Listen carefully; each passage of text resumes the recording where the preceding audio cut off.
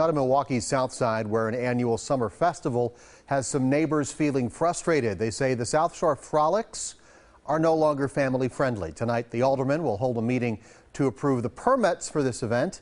That's where we find our Casey Geraldo, who's live as well tonight. Hi, Casey.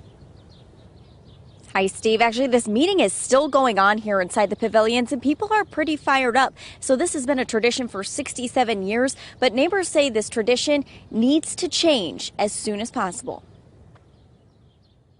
I've seen lots of frolics since the day we moved in. Bayview neighbor Dean LeGros seen 20 years of South Shore Frolics. The parade was probably the highlight of the frolics for the community. That's the Bayview-centric part LeGros appreciates. As you can see the enjoyment, local businesses up and down, sell food. Now he and other neighbors say it's marked by empty beer cans and even people urinating on their lawns. People sit there and drink beer all day and become somewhat obnoxious. LeGros, his wife, and several other Bayview neighbors want the family-friendly parade back, as does David Rizal, Master of Ceremonies for the Frolics. We wish we would have a parade. With a price tag of $25,000. Parade permits will run anywhere from $10,000 to $12,000, again, before the first note is even played. Rizal says despite efforts from many groups, the expense isn't possible this year, but they will continue to pay for security. We do absolutely positively do our best to keep things under control.